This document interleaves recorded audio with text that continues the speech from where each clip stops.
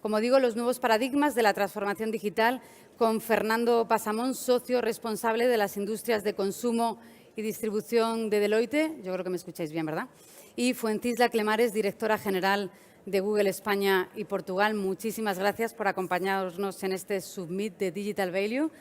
Y cuando queráis, podéis ir subiendo. Muchas gracias.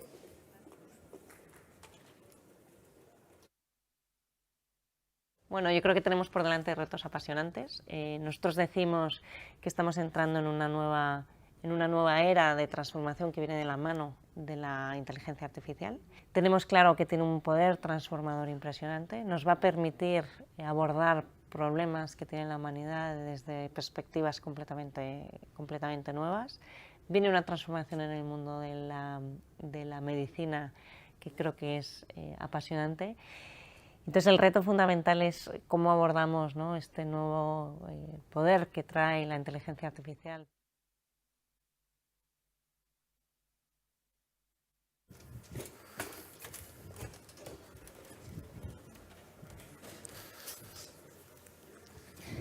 Bueno.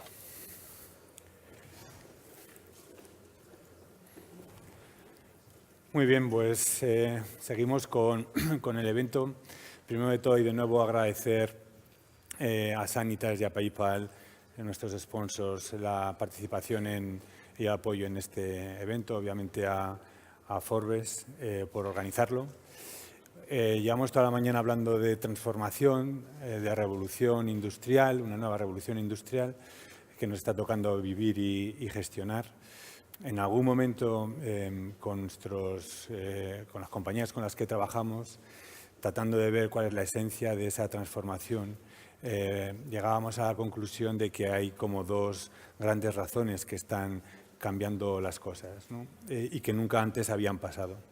La primera de ellas es lo que podemos llamar el empoderamiento del consumidor y la segunda, la irrupción de gigantes tecnológicos como Google, ¿no?, y otros. En relación con el primero, el empoderamiento del consumidor, por tres razones básicamente. La primera es porque nunca antes el consumidor había tenido acceso a tanta información, a tantos datos. La segunda, porque el acceso a esa información, a esos datos, se produce de una forma inteligente, es decir, el consumidor es capaz de procesar con las herramientas que están a su disposición esa información en la toma de sus decisiones, por ejemplo, con los comparadores de precio, que es uno de los ejemplos más manidos. Y la tercera razón que hay tras el empoderamiento del consumidor es la capacidad de influir en otros consumidores. Nunca antes un individuo había tenido a su disposición de una forma natural, en su día a día, la capacidad de poder influir. Estos tres efectos que empoderan al consumidor han venido provocados básicamente por la irrupción de grandes gigantes tecnológicos y la irrupción de tecnologías exponenciales que permiten la creación de algoritmos, la creación de infraestructuras tecnológicas que permiten todo este tipo de nuevas funcionalidades, ¿no? Y en esta discusión y en esta revolución en la que nos encontramos, las compañías, nosotros, nuestra propia compañía, se encuentra con un legacy. José Ignacio hablaba de él esta mañana con Héctor, que hay que gestionar. Un legacy entendido como un conjunto de marcas, un legacy entendido como miles y miles de empleados que, como nosotros, están aprendiendo a manejarse en esta nueva revolución. Un legacy de oficinas bancarias, un legacy de tiendas, un legacy de almacenes logísticos, etcétera, etcétera. Un legacy tecnológico que tiene que transformarse. Entonces, este es el dilema en el que nos encontramos todos nosotros. Y en este dilema, pues tenemos y en este contexto, pues tenemos esta conversación. Google apareció, si no me equivoco, en escena en el año 98, ¿es así? Es decir, que han pasado 20 años. O sea, en 20 años, pensar el recorrido que ha tenido una compañía que hace 21 no existía, ¿correcto? Lo digo por aquello de visualizar lo que puede pasar dentro de otros 20. No sé si será un Google multiplicado por 3, por 2 ya sabemos que no, pero por 3 o 20 Googles. Y de eso vamos a hablar hoy con Fuencisla. Fuencisla Cremares es licenciada en Empresariales por la Universidad de Navarra. Muchos la conocéis, se me veía por el IES. En el 2016 tomó la dirección general de Google en España y Portugal. Antes era la responsable, y de ahí nos conocíamos, del sector de consumo y distribución en Google. Y es una de las directivas y de los profesionales yo personalmente más admiro en el sector. Gracias. Y es una de las voces que más está dejando oír en los últimos años, ¿no? Entonces, con ella vamos a tener una conversación que yo intuyo que va a ser muy interesante, y a título de spoiler os doy los titulares de los temas que vamos a tratar, ¿no? Vamos a hablar de privacidad, vamos a hablar de los datos, de su privacidad, de su propiedad y de su uso. Vamos a hablar de los asistentes cognitivos, y qué nueva ola de transformación este tipo de tecnologías puede representar. Vamos a hablar de la ética, de los algoritmos, y vamos a hablar de disrupción de toda esta transformación tecnológica en los sectores. Héctor y José Ignacio han hablado muchísimo del sector de banca y lo que está pasando allí. Nosotros hemos utilizado el ejemplo del sector de la publicidad y de los medios.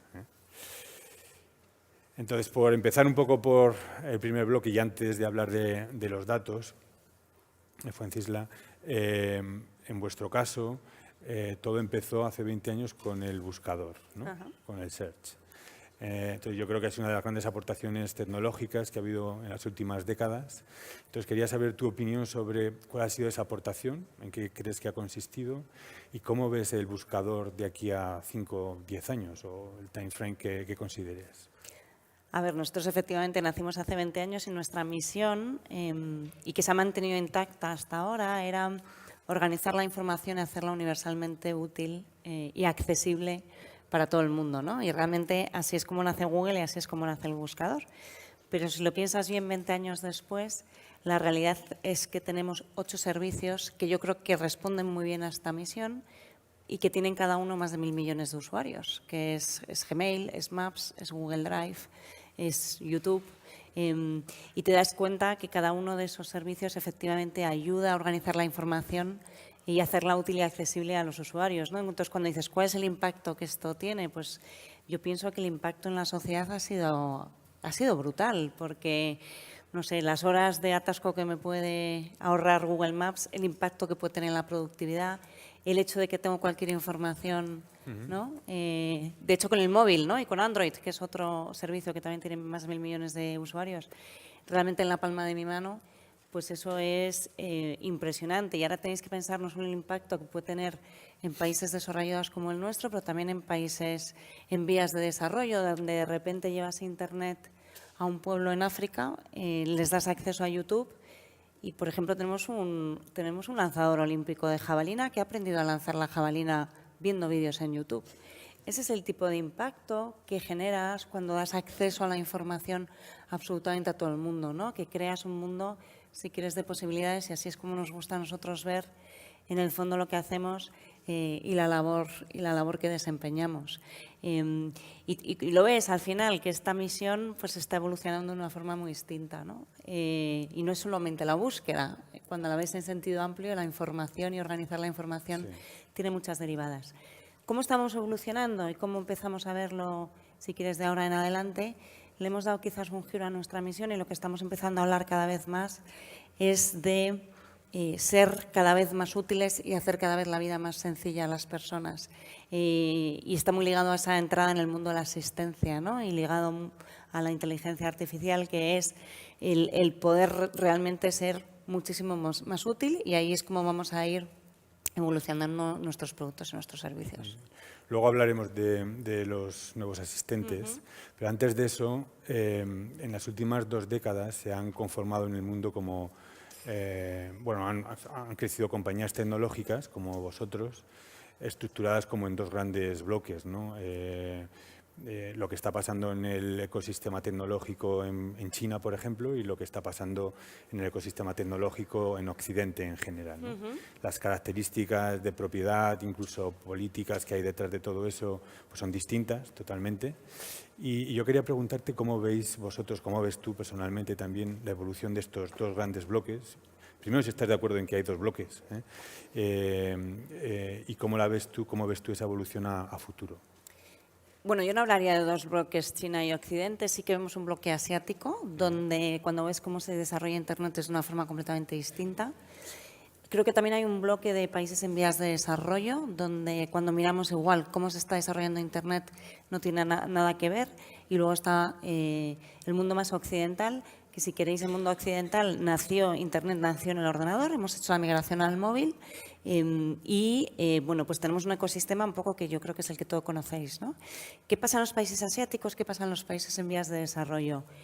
Realmente la entrada para ellos y el acceso a la tecnología ha sido más tardío y tienen un patrón de uso de Internet que no tiene absolutamente nada que ver con el nuestro. Los usuarios. Los usuarios. Entonces, básicamente es un Internet que es 100% móvil, por hacerlo sencillo. Se han saltado el paso del ordenador. Es un Internet donde se busca muchísimo menos y es un Internet sobre todo social, y es un Internet de vídeo y es un Internet de apps. Y ese es el ecosistema que hay en estos países y ahí es donde se desarrolla el famoso concepto de las super apps, que son apps que se convierten en tu puerta de entrada a Internet y que te permiten hacer prácticamente de todo. Es el caso de WeChat, donde empieza como una plataforma de chat, pero a partir de ahí puedo hacer de todo. En Indonesia hay otra que se llama Gojek o algo similar, y donde lo mismo, empieza, o sea, te ofrecen de todo, servicio a domicilio, coger un taxi, masajes, creo que ofrecen hasta 12 o 13 servicios distintos y automáticamente se convierten en la puerta de entrada a Internet, ¿no? Entonces, para que veáis que la forma de utilizar Internet y de navegar no es en todos los sitios igual, ¿no? Eso para nosotros, lógicamente, supone un reto como compañía, porque nosotros lanzamos productos de forma global para que puedan ser relevantes y útiles para todo el mundo y luego te encuentras con ecosistemas que son completamente distintos, ¿no? Y luego, si hablamos de los mundos en vías de desarrollo, donde la calidad de la red es mala, donde tienes que hacer que los productos estén totalmente adaptados. ¿Cómo haces funcionar Search en unos países donde la calidad de Internet es muy baja o donde tenemos teléfonos, básicamente, teléfonos Android de entre 30 y 50 dólares, con las capacidades que tiene un teléfono como este, ¿no? Pues a nosotros nos requiere adaptar mucho los productos. Por ejemplo, lanzamos YouTube Offline para China, porque allí la gente va a las estaciones de servicio, se descarga lo que necesita, que hay conectividad Wi-Fi, y luego se marchan y ya no tienen conectividad, ¿no? Entonces, fijaros que la forma, para la India, no para China. Entonces, fijaros que la forma de utilizar Internet es que no tiene absolutamente nada que ver, ¿no? Sí. Hablabas de la calidad de la red y como me ha parecido entender también como un elemento que diferencia unos ecosistemas de otros y la forma en que los usuarios y la capacidad de influir en la forma en que los usuarios adoptan de forma masiva las nuevas tecnologías, ¿no? Estamos a las puertas de una nueva ola de conectividad alrededor del 5G. Entonces todo el mundo ahora habla de las nuevas capacidades, nuevas funciones. Hay quien dice que no atisbamos a ver ni siquiera un 5% de lo que en 5 años esta nueva capa de conectividad va a poder ofrecer a compañías y a usuarios. ¿Cómo visualizáis vosotros en Google, digamos, esta nueva ola de conectividad? Bueno, lógicamente, cuando tienes calidad de red como esta, donde eliminas totalmente la latencia, es lo que va a hacer posible que algunas tecnologías que hoy no están terminando de implementarse se terminen de implementar, ¿no? Yo creo que el caso de uso más claro es el coche autónomo. Realmente necesitas de esos niveles de latencia que te da el 5G para que el coche autónomo funcione bien y sobre todo en zonas, si queréis, con mucha densidad, ¿no? Y eso es lo que quizás yo creo que va a permitir que el coche autónomo realmente empiece a desarrollarse a los niveles que se tiene que desarrollar. Hoy por hoy es complicado. Otros casos de uso en los que estamos hablando, y para mí uno de los más claros en el cortísimo plazo, son las plataformas de juegos en streaming. Nosotros hace unos meses hemos anunciado Stadia, el poder hacer juegos en streaming en calidad 4K y conectándote desde cualquier dispositivo, clarísimamente, ahí cuando hablas con los operadores, para ellos quizás es el caso de uso más claro en el corto plazo, donde tener una calidad de red de este tipo va a marcar la diferencia de la experiencia, ¿no?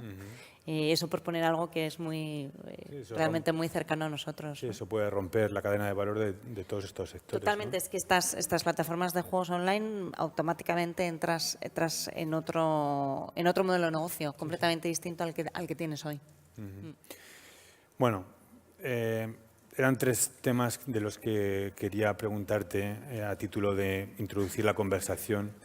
El primero de los, que son los que hemos visto ahora, para poder hablar un poco de los datos, de su propiedad, de la privacidad y del uso, ¿no?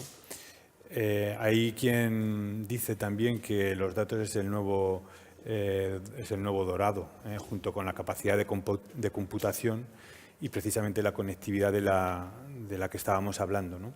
Nuevo dorado sobre la que estamos construyendo las nuevas soluciones, la que están saliendo, en donde se están apalancando los nuevos negocios, las nuevas oportunidades, donde se están rompiendo las cadenas de valor actuales, ¿no? A ti en concreto te he oído decir en varias ocasiones que los datos se parecen más, y leo para no, que los datos se parecen más a la luz que al petróleo. Sí. Y además te gusta hablar del concepto de tuberías por la que pasan, entiendo, datos, en vez de almacén de datos. Entonces yo creo que esto viene al hilo un poco de dónde están los datos, de quién son, la propiedad y la privacidad de los mismos, ¿no? Entonces, de nuevo, desde Google, en tu opinión, ¿dónde estáis? ¿Cómo veis, cómo os asomáis vosotros a este tema? Pues mira, yo he estado viendo la mesa anterior y creo que estamos de acuerdo en muchas de las cosas que se han dicho, pero yo quizás con algunos matices, ¿no? Entonces, cuando se dice los datos son muy importantes, los datos son el petróleo del siglo XXI, ¿no? Es lo que se dice habitualmente. Y fijaros que yo ahí matizaría, es decir, los datos son importantes, pero cuando habéis visto a los panelistas en la sesión anterior, muchos decían, estoy sentado sobre 90 años de datos, tengo un montón de datos. O sea, los datos no son nuevos, muchas empresas tienen muchos datos.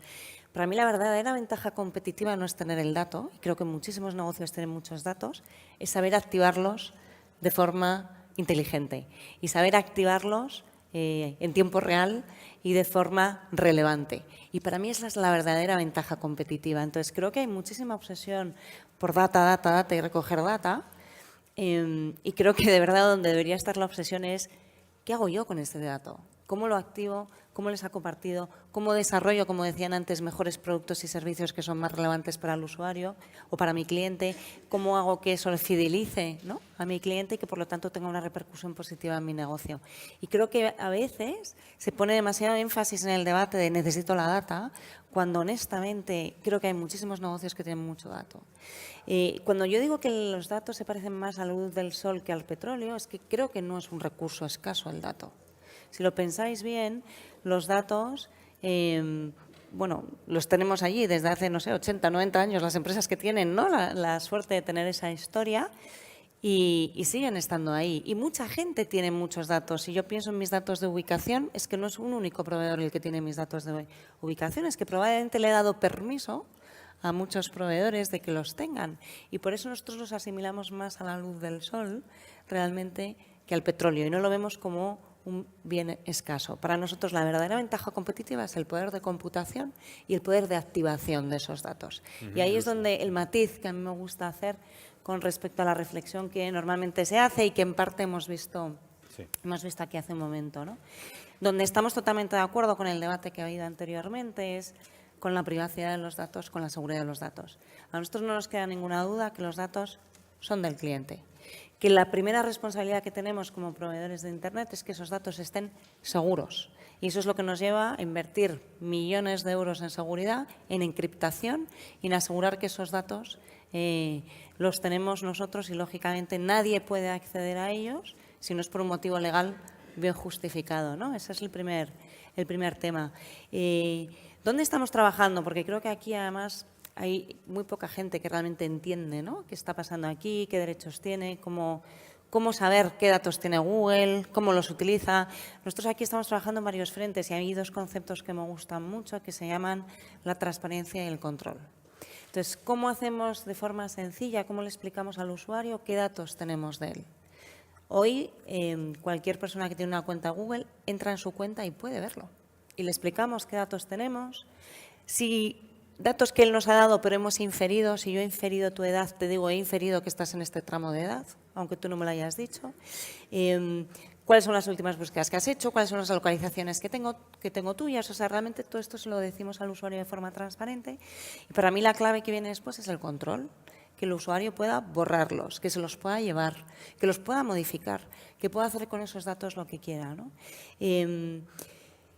Y otra vez, y los datos son propiedad del usuario y no salen y no se comparten. Y yo aquí quiero clarificar, porque otra vez muchas veces se producen malentendidos. Nosotros no vendemos los datos de los usuarios.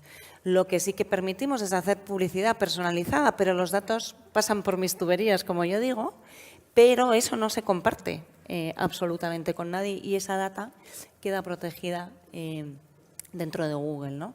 Y yo creo que esos son los temas que son importantes. En el mundo de la inteligencia artificial, donde vamos, que sabemos que, lógicamente, la privacidad y la preocupación sobre los datos pues va a tomar una importancia muchísimo mayor, nosotros en lo que estamos trabajando es en varias cosas. Primero, asegurar que esos algoritmos cada vez trabajan y funcionan con menos data. Con menos data. Con menos data, es nuestra obsesión y lo vamos consiguiendo porque realmente se van haciendo avances muy importantes. ¿Y eso con qué lógica? Porque el data es redundante. Porque los algoritmos también cogen cada vez más poder y quizás vas aprendiendo a discriminar más rápido. Segundo tema que estamos trabajando es un tema que se llama Federated Learning, donde lo que estamos haciendo es que ya implantamos los algoritmos de Machine Learning dentro del teléfono, porque hemos conseguido comprimirlos y que tengan un peso infinitamente menor. Y lo que hace es que el algoritmo aprende con los datos del cliente dentro del teléfono y sin abandonar el teléfono. Y lo que hace no es compartir con la nube los datos del cliente, sino lo que ha aprendido. Entonces, os pongo un ejemplo, por ejemplo, el teclado, ¿no? El teclado aprende sobre cómo escribimos para poder predecir mejor y ayudarnos a escribir más rápido. Tú antes, cuando escribías, eso se mandaba a la nube, todos, hacías que el algoritmo aprendiera en la nube y volvías a empujar. Pero claro, mandabas la data de cómo escribía cada usuario a la nube, ¿no? Ahora, ¿qué hacemos? Ahora el algoritmo aprende dentro de tu teléfono, el cómo escribes tú no sale de tu teléfono y lo que haces es mandar a la nube lo que el algoritmo ha aprendido, ¿no? Y cada algoritmo manda lo que ha aprendido, consolidas, haces que el algoritmo aprenda y vuelves a empujar el nuevo algoritmo al teléfono. Ese es el nivel de concienciación, ¿no? Que estamos, y porque queremos y entendemos que es una responsabilidad, que estamos trabajando a nivel de todos los productos, a nivel del diseño, de cómo funcionan para garantizar que trabajamos cada vez con menos datos y que esos datos no abandonan el dispositivo, ¿no? Son, si queréis, grandes avances tecnológicos que hemos hecho en los últimos 18 meses y que nos están permitiendo trabajar de esta manera. Muy interesante. Oye, antes de pasar al siguiente tema relacionado con los datos, la privacidad y la propiedad,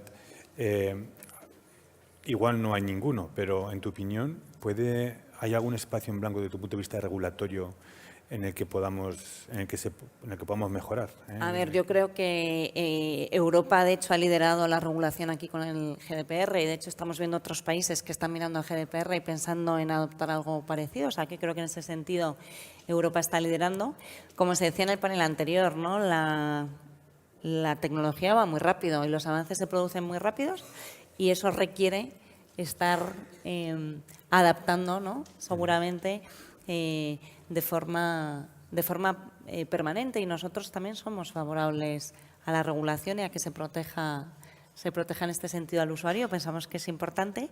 La clave nosotros siempre, si quieres, en términos de regulación, lo que decimos es que es importante regular entendiendo muy bien el ecosistema, entendiendo muy bien qué estás regulando, por dos motivos fundamentales. Nosotros el primero que decimos es evitemos consecuencias no deseadas, porque hay veces que regulas y si no entiendes realmente las implicaciones de lo que eso puede suponer, igual estás matando la innovación y vivimos en un mundo que es absolutamente global y tenemos que asegurarnos que Europa sigue siendo competitivo.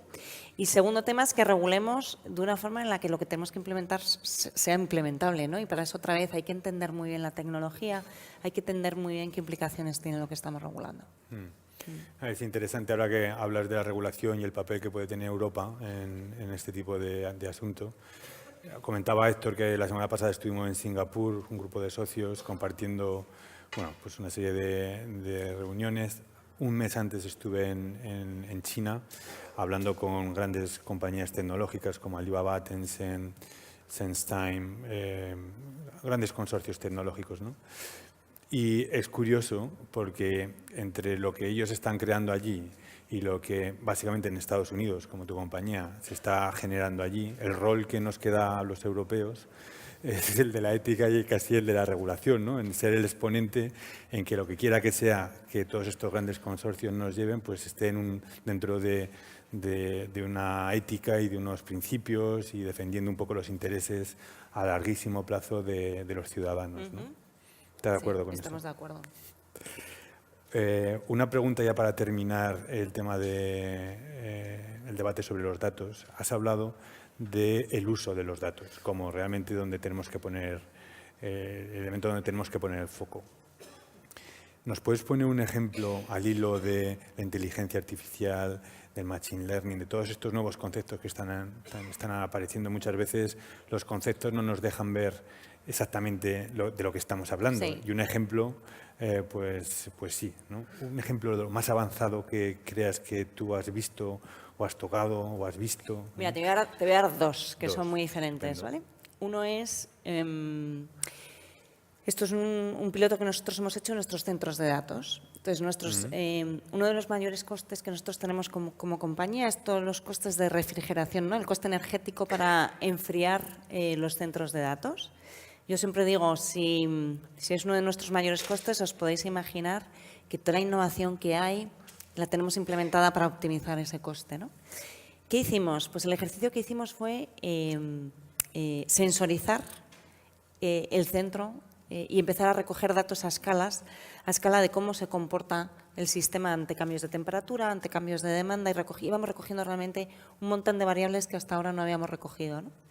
Y ponemos a un equipo expertos data science a trabajar con algoritmos de machine learning una vez que recogíamos todo este big data de verdad, ¿no? Y cuando se ponen a optimizar al sistema, lo que hemos conseguido es reducir el coste energético en un 40%. En un 40. En un 40, 4-0. Es una auténtica barbaridad. En un indicador que nosotros pensábamos que ya estaba optimizado, haber conseguido un 5 o un 10% de mejora sería brutal. Pensad en vuestras compañías, cualquier proceso que está optimizado, conseguir 5 puntos de mejora. Es tremendo. 40 puntos de mejora. Y lo que vemos de forma sistemática, y este es el mensaje que yo os quiero transmitir con este ejemplo, es que cuando de verdad recoges esa data que antes no estabas teniendo en cuenta, coges nuevas variables que antes no estabas considerando, porque además meter demasiadas variables con la forma en que teníamos de programar a las máquinas hasta ahora, pues se nos hacía bola, ¿no? Digámoslo de una manera. Pues ahora, gracias a este tipo de algoritmos, podemos meterles variables distintas que no se nos había ocurrido meter hasta ahora y de repente te das cuenta de que es que hay variables que tienen un impacto y que no lo tenían, ¿no? Y de forma sistemática nosotros estamos encontrando 30, 40, 50% de oportunidad de mejora. Esta es la potencia que tiene el machine learning. Y estoy segura que en cuando hablamos a nivel de negocio, ¿no? Cualquier problema de negocio que es complicado, que tiene muchas variables, que tienes datos, que le puedes dar feedback al sistema, esto aplica exactamente igual en cualquiera de vuestros negocios, ¿no? El segundo ejemplo que te quería dar, que es de naturaleza completamente distinta, es que nosotros ahora ya somos capaces de diagnosticar la diabetes y el cáncer antes de que, en el caso del cáncer, un radiólogo lo detecte, en fase súper temprana, lo cual es un impacto para la medicina brutal. Y esto lo hemos hecho en base a trabajar con médicos y con cientos, ¿no?, de miles de casos, en crear esas bases de datos y en entrenar a la máquina para detectar el cáncer antes de lo que podemos detectar el ojo humano y con la tecnología que tenemos disponible hoy. Entonces, imaginaros el impacto que puede tener esto en el mundo de la medicina. Este ejemplo incluye variables y parámetros de salud, entiendo, de los ciudadanos. O comportamientos. Bueno, ese es otro. Nosotros estamos trabajando en Estados Unidos precisamente en generar una gran base de datos que nos permita empezar a trabajar estas cosas a escala. Esto lo hemos trabajado más de forma muy concreta con especialistas. La diabetes la diagnosticamos con un escáner de retina. Ajá. Entonces, lo mismo, la máquina ya es capaz de detectarlo antes de que realmente sea visible para el ojo humano, ¿no? En fases muy tempranas, y eso te permite básicamente evitar la ceguera. Es impresionante. Hay otro caso de uso que en los sectores que están muy cerca del consumidor, casos de uso quiero decir, o concepto mejor dicho, está muy de moda, que es la hiperpersonalización. En esta tendencia un hecho de hecho, del empoderamiento del consumidor, el individuo emerge y la hiperpersonalización es una de las soluciones que las empresas de gran consumo, por ejemplo, pues tratan de darle, ¿no? ¿Tenéis ahí algún ejemplo también que nos permita tocar de nuevo en qué consiste esta hiperpersonalización que la tecnología nos ofrece? Y yo creo que hay cientos, lo que pasa es que muchas veces no somos conscientes, quizás, pero los productos de Google, que ahora mismo todos tienen capas de Machine Learning introducidas, lo que están buscando es daros una respuesta lo más personalizada posible. Entonces, ahora ya cuando dos personas buscan no están recibiendo nunca la misma respuesta, ¿no? Eso al final es hiperpersonalización, pero para mí la clave es que realmente es algo que no es obligatoriamente transparente para el usuario. El usuario lo único que recibe es, estoy recibiendo una respuesta que es relevante para mí, ¿no? El e-commerce yo creo que va a cambiar mucho. Hoy cuando cualquiera de nosotros entramos en una página web, salvo si entramos en Amazon, prácticamente todos vemos lo mismo, ¿no? Porque cuando yo entro en una página web de moda tengo que tener el mismo escaparate que tú, si seguramente estamos buscando cosas muy distintas, ¿no? Entonces, ¿cómo vamos a mejorar esas experiencias precisamente gracias a esa data? ¿Cómo te voy a enseñar a ti un escaparate que es más relevante para ti que el escaparate que me vas a enseñar a mí? Y incluso luego todo mi proceso de compra, ¿no? Yo creo que ahí vamos a ver grandísimos cambios. Sí, coincido. Cambiando un poco de tercio, ¿no? Los asistentes cognitivos. Sí. ¿no? De nuevo, es otro concepto que está muy de moda, es una nueva ola, en mi opinión, de nuevas capacidades que se nos ha venido encima, que estamos entendiendo todavía, pero que bueno, ya hay muchos casos de uso. Alguien puede ver los asistentes cognitivos como un mero canal. Antes hablaba José Ignacio también de la importancia de los canales. Yo creo que es mucho más que eso. También en una ocasión te oí hablar de esta nueva capacidad o esta nueva ola como la era de la asistencia. ¿no? Mi pregunta va dirigida más a los retos que vosotros veis que tienen nuestras organizaciones, los incumbentes, como les llamaba también, les ha llamado José Ignacio en la primera conversación, los retos que tienen para poder adoptar o meterse en esta nueva ola de la asistencia. A ver, yo hablo de la nueva ola de la asistencia en el sentido en el que nosotros lo que vemos es que va a ser tan común dialogar con un dispositivo y tener una conversación razonablemente natural como lo es hoy hacer una búsqueda, ¿vale? Entonces, por entender y para que entendáis hacia dónde pensamos que estamos yendo, ¿no? Entonces, en este contexto, ¿cuáles son los retos de los jugadores más tradicionales? Pues primero si yo voy a empezar, ¿no?, como usuario a hablar con los dispositivos y hacer preguntas, quizás también quiera empezar a hablar con las empresas y quiere empezar a tener algunas respuestas en forma de voz. Por lo tanto, tienen que desarrollar capacidades para ser capaces de contestar con voz a posibles interacciones que vayan a tener con sus usuarios, ¿no? Y aquí se abre un reto muy interesante, porque yo lo que digo es que las compañías hasta ahora y sus departamentos de marketing han pensado en ese marketing, si quieres, de experiencia de cliente y luego a nivel gráfico también, qué es mi compañía, pero nunca han pensado qué es mi compañía a nivel de voz. ¿Cuál es la voz que va a tener mi empresa? ¿Es una voz de hombre? ¿Es una voz de mujer? ¿Voy a dejar que la gente lo personalice o no? ¿Esta es mi voz? ¿Cuál es la personalidad? Y es que cuando estás interactuando a nivel de voz surge una personalidad de marca, ¿no? ¿Cuál es mi personalidad de marca y cómo la trabajo a nivel de la voz? Esto no es evidente, y digo que no es evidente porque nosotros llevamos varios años trabajando en esto y hemos aprendido muchísimas cosas en el camino, ¿no? Y cuando ese usuario de repente te empieza a hacer de voz preguntas más de broma, mis hijos le preguntan a Google, ¿no? ¿Qué Google? ¿Tienes novia? ¿Qué contestas? ¿No? Y el cómo contestas ante esas preguntas demuestra tu personalidad. Y por lo tanto creo que ahora las empresas tienen que trabajar a nivel de marca y de experiencia de marca una dimensión nueva, que es la voz, y que no están acostumbradas a trabajar. Y hablamos de la era de la asistencia, pero luego también hay que pensar cómo esta tecnología te puede ayudar también en tus operaciones y, por ejemplo, optimizar los call centers. El impacto que puede tener en el call center es brutal. Entonces, cómo también desarrollas esas capacidades para a nivel operativo mejorar la productividad de tu call center, ¿no? El otro ángulo de la asistencia es la asistencia en el hogar. Sí. Entonces, aquí tú eres madre, yo soy padre, entonces quería preguntarte cómo ves tú la asistencia en el hogar. Bueno, ahora han salido unos asistentes cognitivos, pero va a haber más, van a tener mucha más funcionalidad. Entonces, ¿cómo ves tú esa asistencia en el hogar en 5 años? Y luego, ¿cómo te gustaría verla a título personal? A ver, yo creo que sin lugar a dudas nuestras casas están cada vez más conectadas y cada vez tienen más dispositivos que están conectados a Internet, ¿no? Yo lo que veo es la interconexión, es decir, realmente el poder controlar esos dispositivos de forma más sencilla de lo que lo hacemos hoy, y parece que la voz pues pueda ser esa forma, ¿no? Entonces, decir hoy y el poder controlarlo en remoto, ¿no? Oye, pues me he dejado la luz encendida o estoy llegando a casa, quiero encender la luz, el poder hacerlo con la voz o el poder hacerlo desde tu dispositivo móvil. Sí que seguimos viendo hoy por hoy el móvil como ese, yo lo llamo el control remoto, ¿no? Es casi el mando, como el mando a la tele, ¿no? Que además el que tiene el mando tiene el poder.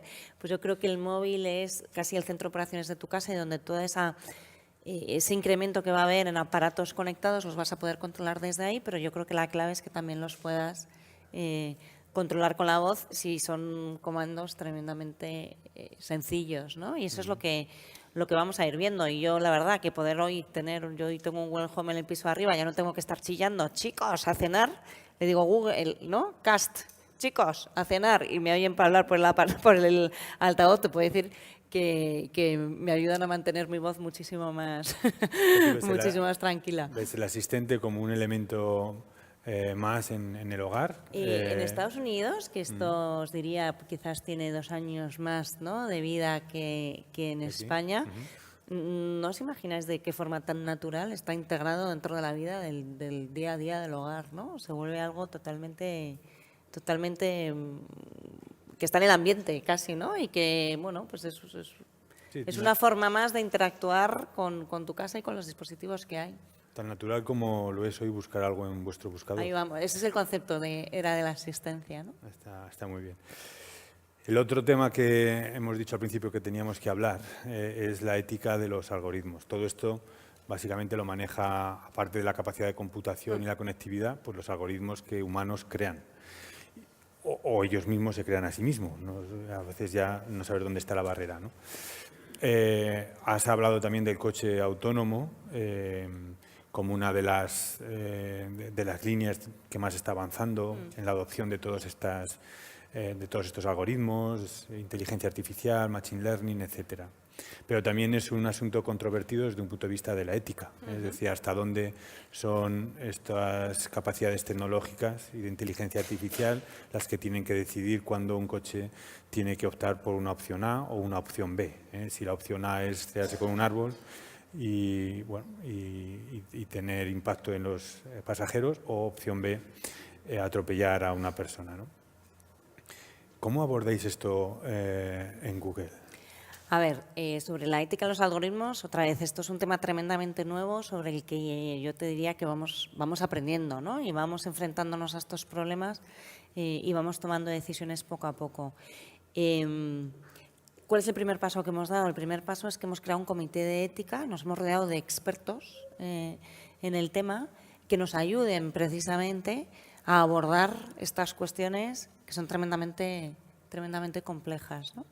Y lo primero que hemos hecho es sacar un código de conducta dentro de Google y que aplicamos para todos nuestros ingenieros a la hora de trabajar con algoritmos. Porque, como yo os decía, al final nosotros ya estamos metiendo algoritmos de inteligencia artificial en todos nuestros productos y las cuestiones éticas surgen cada vez que estás haciendo cualquier desarrollo, ¿no?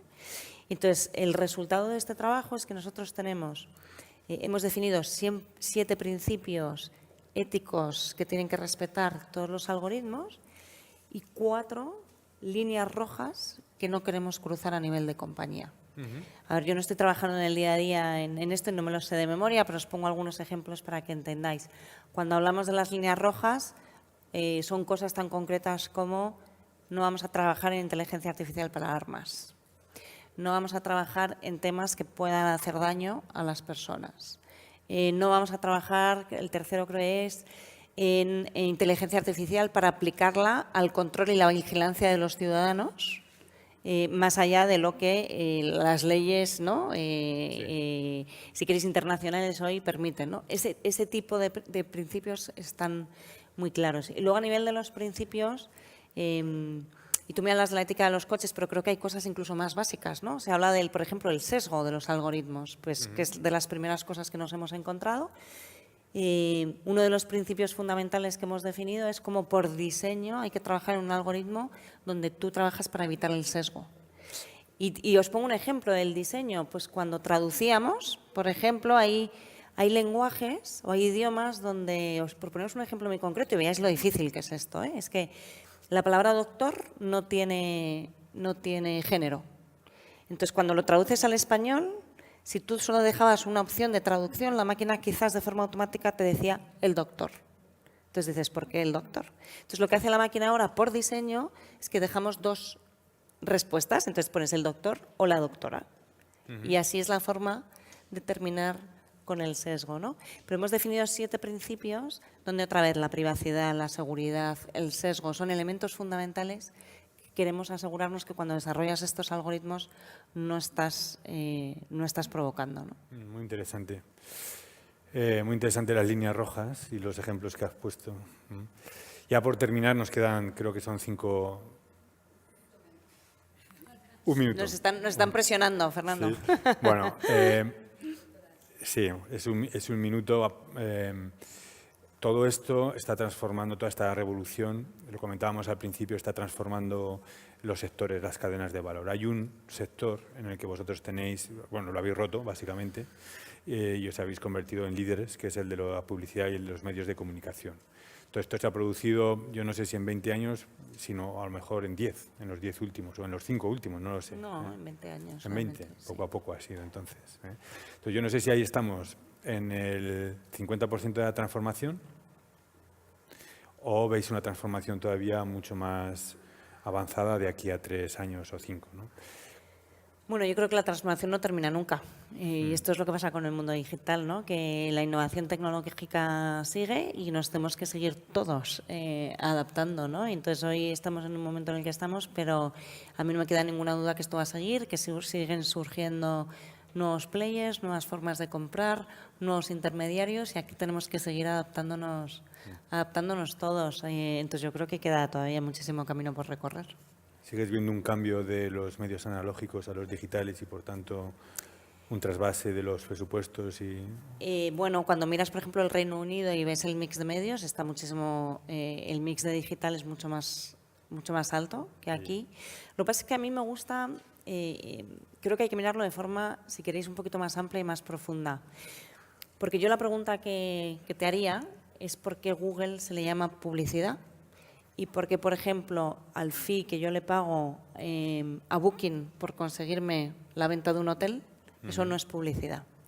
Entonces, yo creo que como Google estamos mucho más cerca de un coste comercial variable y realmente transformamos mucho la comercialización de los sectores y lo que pasa es que a eso se le está llamando publicidad. Pero cuando tú eres un hotelero y quieres vender una habitación de hotel, tú estás pensando cuál es el mix de tour operación que voy a tener. ¿Cuánto voy a invertir en las OTAs, tipo Booking, que me cobran un porcentaje sobre cada habitación que venden? ¿Cuánto voy a invertir en Google, que me trae un tráfico directo, que también me genera una venta y que al final lo traduces a un porcentaje de tu venta? ¿Es eso publicidad o es eso un coste de comercialización variable? Y ahí lo dejo. Muy bien, pues muy interesante. Muchísimas gracias por tu tiempo. Yo creo que has captado la atención de la audiencia. Gracias de nuevo por aceptar la invitación a la conversación. Un placer a vosotros. Y hasta la próxima. Hasta la próxima.